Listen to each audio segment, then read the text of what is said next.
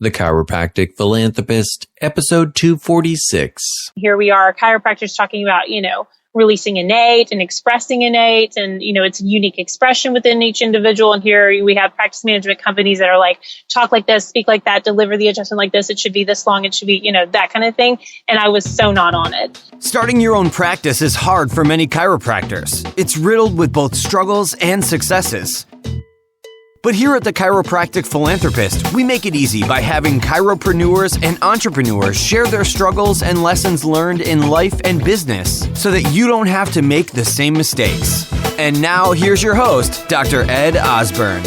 My guest today on the Chiropractic Philanthropist is Dr. Denisa Weber. Dr. Denisa runs a referral-based practice in the heart of Dallas, Texas. She operates a vitalistic family practice with an emphasis on prenatal and pediatric chiropractic care. And she has been recognized as the Mom-Approved Chiropractor by Dallas Child Magazine 5 years in a row. While only being in practice 6 years, she has built a successful 100% cash-based practice while juggling momhood and being a football coach's wife. She has served as a mentor to many chiropractic students locally and is helping to apply the chiropractic principles in life and in practice. Dr. Denisa is a sought-after speaker on the importance of chiropractic care and growing families in the Dallas area. Now, before we get to Dr. Denisa, let's go ahead and thank our sponsor for today, and that is innate.biz. If you love chiropractic philosophy and history, then you need to check out innate.biz. Over 20 hours worth of the most powerful recordings from B.J. Palmer himself have been remastered and are ready for you to enjoy. Every episode supports chiropractic history, and you can get a 10% discount by using the code TCP10.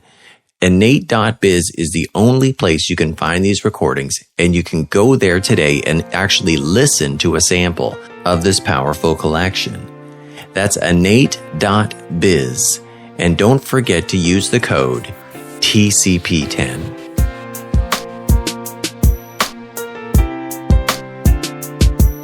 Dr. Denisa, how are you doing today? I'm great, Dr. Ed. Thanks for having me on. People rarely call me Dr. Ed anymore, okay, but I'll take it. I'll soak that in. I'll receive it. Thank you for that. You're so welcome. It's like the respect, right? I appreciate it. Yes, absolutely. So, we had an incredible pre-chat before we started, some laughs, but also a little bit of a seriousness too of a topic that we're probably going to discuss. But before we get started though, tell us a little bit more about you as a chiro, but also as a person. Sure. I am a mom of a 6-year-old. I'm wife. I've been married for about 11 years. About 11 years. He's going to be like, what do you mean about 11 years? Anyway, about 12 years, actually, now that I'm doing the calculations. I'm currently pregnant, so don't mind the prego brain that is occurring right now. But I am in my 4th month right now with this second nugget. So I am a wife to a football coach, a Texas high school football coach. In case anyone knows anything about Texas high school football, it is like I will see him in December. So this is the fall. So I am kind of rocking it solo. But I've always been a very strong, determined, strong-willed individual. I fell in love with chiropractic. I'm a fierce advocate for chiropractic and a lover of life. So that's me personally in a nutshell. Outstanding. And I got to tell you, so you have a 6-year-old. Yes. And I know from our pre-chat, you've been in practice actually 6.5 years. I'm doing the math going, look, I got kids. Yeah. I got a 3-year-old. I got a 5.5-year-old starting a new business, all those things. Boy, tell me about that. What was that like? Well, we can jump right into that. It was hard. I graduated from Parker in 2009. And I was 3 months pregnant with my daughter when I graduated.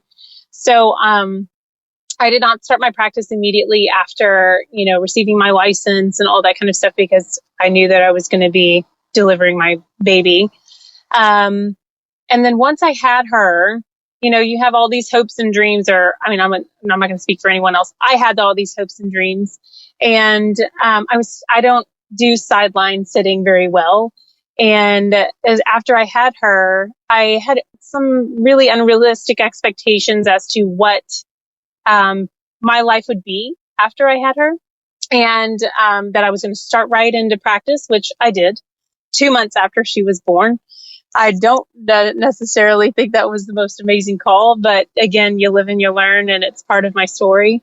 But she taught me a lot. I went through a heavy bout of postpartum depression. And I felt very much alone. I had to tap back into what it was my calling in this life. And I just knew that this is what I was supposed to do. And I didn't know how necessarily. I didn't have the tools to, I didn't know that I had the tools to create what I wanted at the time. So yes, you did the math right. That is definitely, a big piece of my story is that struggle and that play between a new mom, a new chiropractor, and just everything brand spanking new. Yeah, I mean, that probably just takes things to a whole other degree of exponentially challenging when you bring kids into the equation, especially young kids. And I have no idea what it's like being a new mom as well and starting a business and a practice. But I want to acknowledge you because I imagine it must have been, some trying times. And, before we kind of get into the struggles, let's actually talk a little bit about, quotes or affirmations, something we'd love to discuss. Yeah. So do you have a quote or affirmation you'd like to share with doctors today? I sure do. I love, and I anchor to this affirmation, which is I'm in high demand in loving life.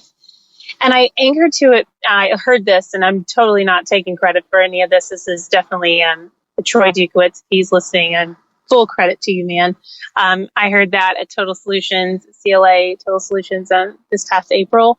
And as a mom and as a chiropractor, as an owner, just anyone anyone can relate to this, is that the excuses after excuses after excuses of, I'm so busy, I'm so busy, I'm so busy. And how it was just more of a pattern interruptive saying, how empowered do you feel when you say, I've got this, and you're like, of course you walk away from your day, before you even start the day and you already feel like you've been defeated. And how are you going to even accomplish this?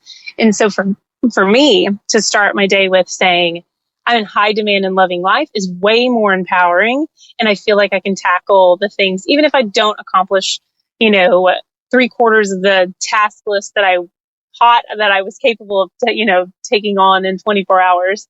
I still feel like, that, I got what I needed to get done today. I was there where I needed to be. I was present when things that I needed to be present for. And it's just way empowering for me, especially during this time in the fall. Yeah, it's really about starting the day in state, isn't it?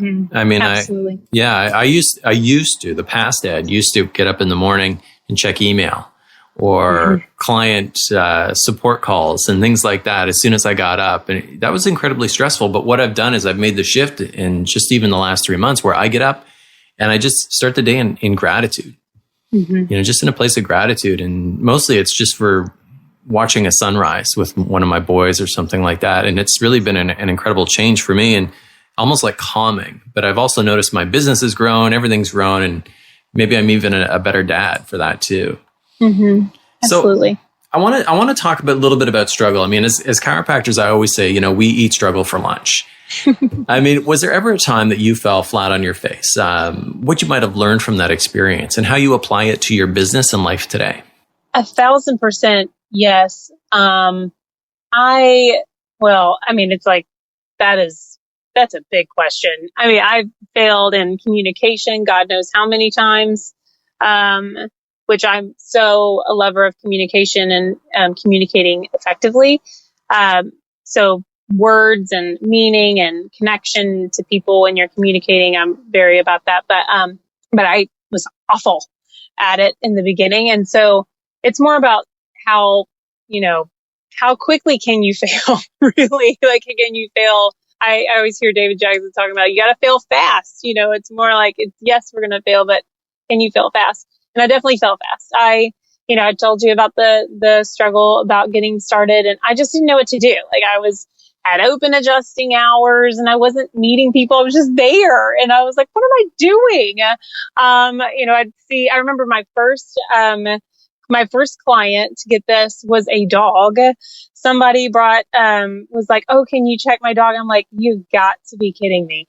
This is what I'm here for. And yes, now the puppy could jump onto the bed, but I was just like, you know what? We got to start somewhere. So that's where I started.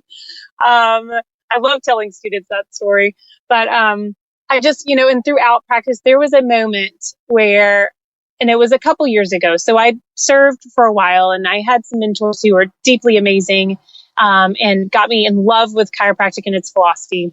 However, I necessarily didn't get the tools to be profitable in practice. And so I was serving people, but it was costing me to serve them.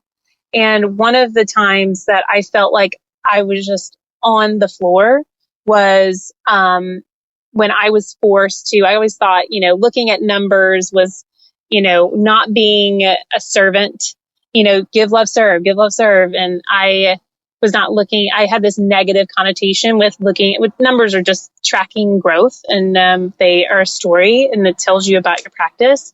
So I have a healthy relationship with that now. However, I did not. And somebody shared with me an equation, and that was, how much does it cost me to deliver an adjustment? And when I broke down those numbers, it brought tears to my eyes. And when I get angry, I cry. And so it got me so livid. It was costing me $2 to deliver an adjustment. And I was like, I am spending this time and money away from my family. And that's not profitability. I'm not serving my community better because of this. I have nothing to give because of this. My resources will run dry. No wonder I'm feeling like half full. And that was the key gear shift for me. Like, I would say that's like a catalyst moment, and a critical point where I was like, you know what? I am going to open my eyes and I'm going to reach out and find people that can share with me different ways of practicing, which I was not open to before. So, and I just had to find what resonated with me and what resonated with my heart, with my soul, with how I wanted to give, love, and serve. And I found people to give me those ideas, and it's constantly a growing and learning process. But it helped me tremendously to where it was like, I can now afford groceries for my family. And that was too long ago. That was, I would say, maybe 3 years ago.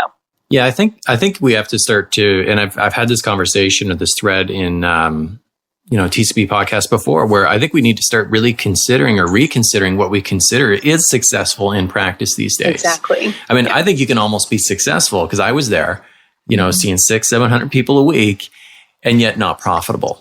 Mm-hmm. Right. And that has to change for chiropractors. I think being successful how that is defined needs to change. Absolutely. Yeah, absolutely. It's a really good conversation to have. And, with that, I would like to ask you, clearly there were some people that were behind you, that had your back, that really helped you get out of that place, out of the ditch.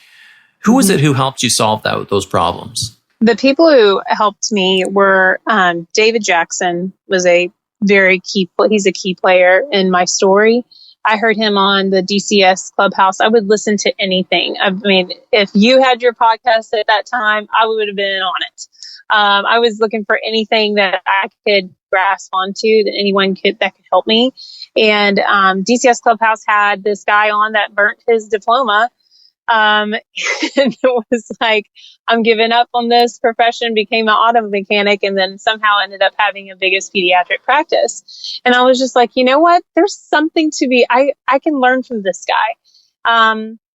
And so that's where I was not really open, again, from my past. I wasn't really open to, I don't like practice management or anyone trying to make you into something that scripts and stuff like that. There's nothing organic about it. There's nothing that's unique. And here we are, chiropractors talking about, releasing innate and expressing innate, and it's a unique expression within each individual. And here we have practice management companies that are like, talk like this, speak like that, deliver the adjustment like this, it should be this long, it should be that kind of thing. And I was so not on it. And when I found David, I felt like he was the right person for me, and it was through Epic, because he would ask me questions that would make me come to my own conclusion.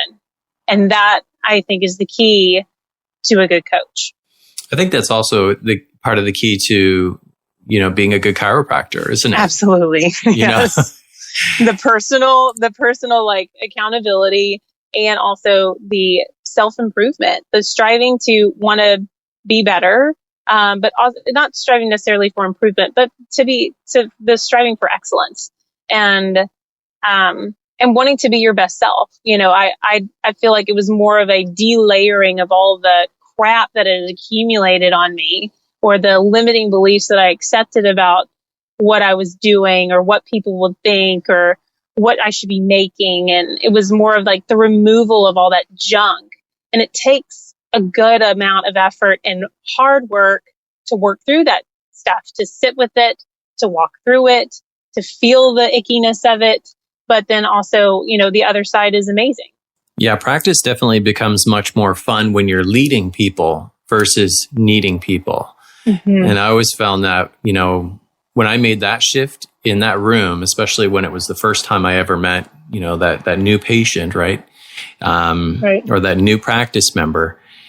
Yeah, I mean, it was a big shift for me when it was no longer in my mind of like, look, I need this person to begin care, where instead of leading them there. And that's when everything changed in our practice, and it grew. And it was, again, and then it became so much fun. Mm-hmm. So tell me a little bit about your practice. Like, is your practice like a sports practice, or is it a family practice? How would you define it? Very much a family practice. I would say about 75% to 80% of it is families.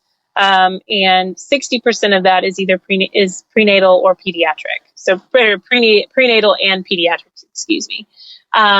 So I knew I wanted to work a lot with pregnant mamas, and then of course babies and children, changing or making sure that their trajectory for their health and their lives start amazingly.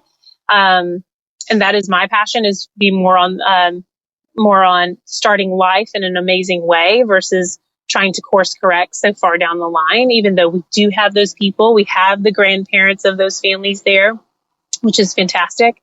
But I have a 100% cash-based practice. I could not even tell you how to run I don't know how to submit anything to insurance. Like, I have no idea. Like, I've never done it. That was my main thing. I was totally, told from all my professors that that's not going to be successful. You're just going to wait and see all this naysayer stuff, which only, makes me want to like prove it more. Right. So I've been 100% cash this whole time.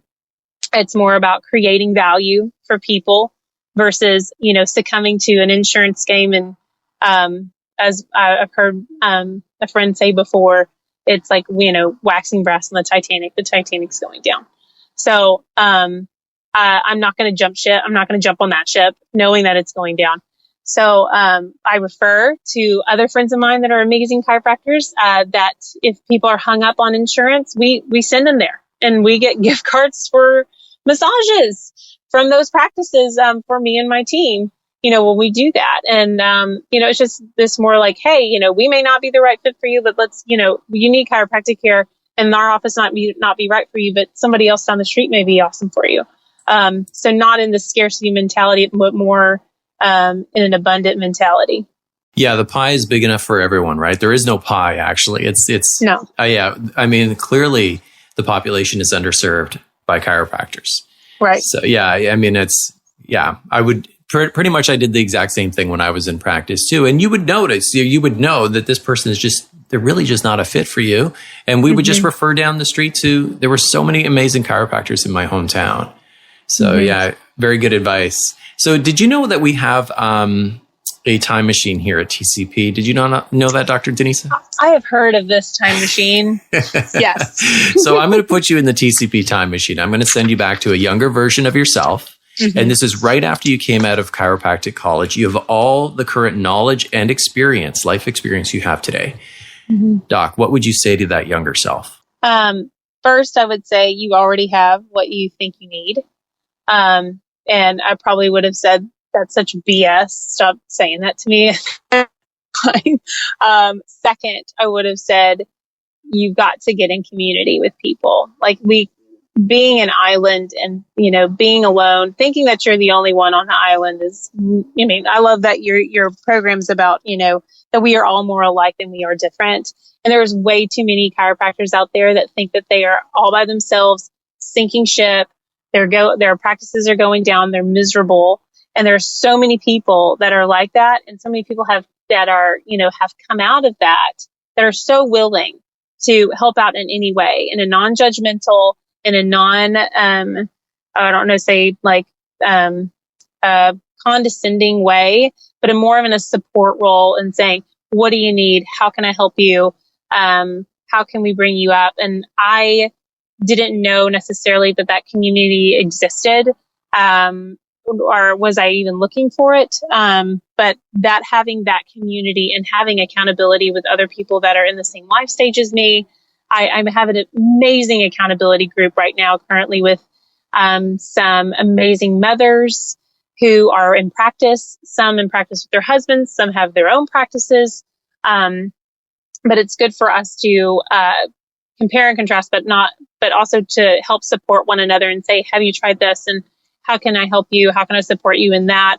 And so that I would say, number one, to understand that what I think that I'm lacking, I already have. And I had the confidence. And for some reason, I felt like I needed a couple years to have the right confidence to do whatever it was. I wasn't confident enough to do X, Y, Z. And number two is to hook into community with other like-minded chiropractors who are going for, the simple message of, the simple but powerful message of chiropractic. Nothing else. That chiropractic alone is enough 1,000% of the time. And if that's the only thing you sell in your office, you can have a thriving practice. Beautiful. Thank you for that. And, before we kind of wrap things up on this episode today, do you have any resources that you would like docs to basically head over to listen to, something maybe they should read? What would you recommend that they got to check out right now? Right now, well, I love my homegirl from the University of Houston. Her name is Brene Brown. She is a down-home Texas girl, shoots you straight, but she's a researcher. I love reading anything that goes into the mind of people so you can understand better where they're coming from. And that's why I told you I love communication. I talk a lot about how to communicate with people, especially with students, as far as like entering the conversation of what's happening in your client's mind, but understanding where a mother's coming from, understanding the shame that she may be getting from her pediatrician. So Brene does a beautiful job in her books. There's the first one sounds like really self-helpy, but it's amazing. And it's a study on shame and its impacts on this. So she's done years of research, and I think it's I thought I was the only one, but I'm not, something like that. Second book was the art. It's about vulnerability. What's it called? See, I told you a Prego brain would pop in here at some point. I'm going to come back to it. The third one is Daring Greatly, which I absolutely love and adore. And it's based upon Theodore Roosevelt's quote about, being marred by, ash and soot and dust and blood and sweat, and basically saying, if you're not in the arena, if you're a spectator in that arena, you have no place telling people on the arena floor how to do things. Like it is, if you're going to get your butt kicked, do so daring greatly. And then the fourth book I'm reading, and I'm almost done with it, is called Rising Strong. And it's about if you're on that arena floor and you've got your butt, handed to you.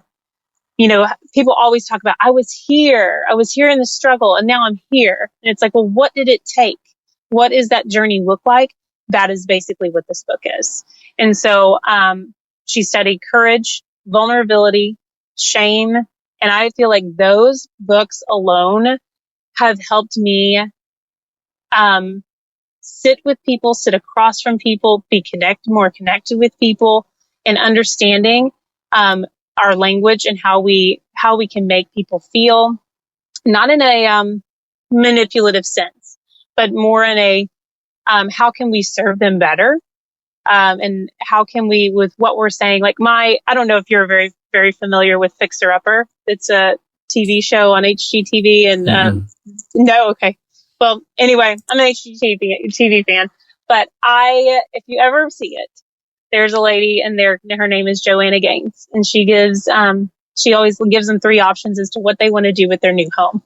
And I say that that's what my day 2 is. My goal of my day 2 is to make it look like that, to make it be so like, and this is, mainly drawing and leading people to what is going to be best for their health and for their life. And so I love that. And I feel like those books have equipped me very well. And they're so on the top of my mind because I go to them a lot. And then, getting stuff done, GSD mode, 10X rule, Grant Cardone. I mean, that's another, like, you're like, wow, she went from Brene to Grant, but yes, I did go from Brene to Grant. I read I try to do, I read from a whole bunch of stuff, but I love him because he's a straight shooter too. And I love that you've had him on this, and I've listened to him. He's so funny.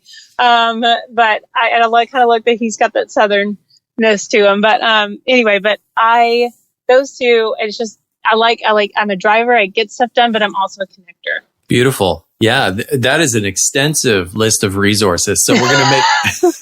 Sorry. I love it. We're all about helping and supporting other chiropractors, right? And helping those who feel isolated. So I truly appreciate it when someone like yourself, who's been there, but is also, just making things work in the practice that they have designed, right? By no one else's rules, it's yours. Come on the show and they share and they're transparent. So I love it. Thank you. So, absolutely. So listeners, here's what you can do. Head over to thechiropracticphilanthropist.com. We will have a webpage dedicated to our discussion today with Dr. Denisa Weber. We will also have links to all of the resources she's provided. So Doc, I got to thank you so much again. Coming here and speaking from your heart and being transparent. It's exactly what we need and we need more of in our profession. So thank you for giving back today. Absolutely. Thanks for having me. I so enjoyed it. So you've heard the struggles, you've heard the successes, and this episode is done. But there's still so much more to come and so much more to learn. Head on over to thechiropracticphilanthropist.com and sign up for our newsletter, where you'll receive free practice building tips and strategies, including how to market your practice with your very own podcast and so much more. Thanks for listening, and we'll see you next time on The Chiropractic Philanthropist.